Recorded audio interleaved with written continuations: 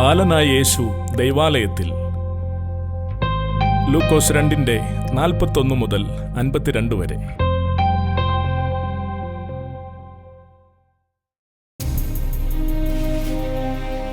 യേശുവിൻ്റെ അമ്മയപ്പന്മാർ ആണ്ടുതോറും പെസഹാ പെരുന്നാളിന് യെരുശലേമിലേക്ക് പോകും.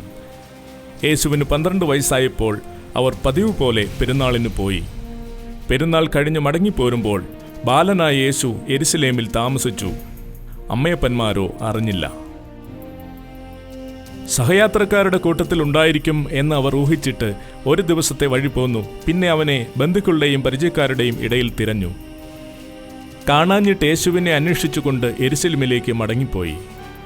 3 നാൾ കഴിഞ്ഞ ശേഷം യേശു ദേവാലയത്തിൽ ഉപദേഷ്ടാക്കന്മാരുടെ നടുവിൽ ഇരിക്കുന്നതും അവരുടെ ഉപദേശം കേൾക്കുകയും അവരോട് ചോദിക്കുകയും ചെയ്യുന്നതും കണ്ടു. യേശുവിൻ്റെ വാക്കു കേട്ടവർക്കെല്ലാവർക്കും അവൻ്റെ വിവേകത്തിലും ഉത്തരങ്ങളിലും വിസ്മയം തോന്നി. അവനെ കണ്ടിട്ട് അവർ അതിശയിച്ചു. അമ്മ അവനോട്, മകനെ, ഞങ്ങളോട് ഇങ്ങനെ ചെയ്തത് എന്ത്? നിന്റെ അപ്പനും ഞാനും വ്യസനിച്ചുകൊണ്ട് നിന്നെ തിരഞ്ഞു. യേശു അവരോട്, എന്നെ തിരഞ്ഞതെന്തിന്? എൻ്റെ പിതാവിനുള്ളതിൽ ഞാൻ ഇരിക്കേണ്ടത് എന്ന് നിങ്ങൾ അറിയുന്നില്ലയോ?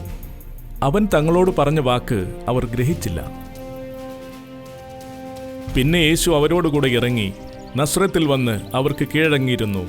ഈ കാര്യങ്ങളെല്ലാം അവൻ്റെ അമ്മ ഹൃദയത്തിൽ സംഗ്രഹിച്ചു.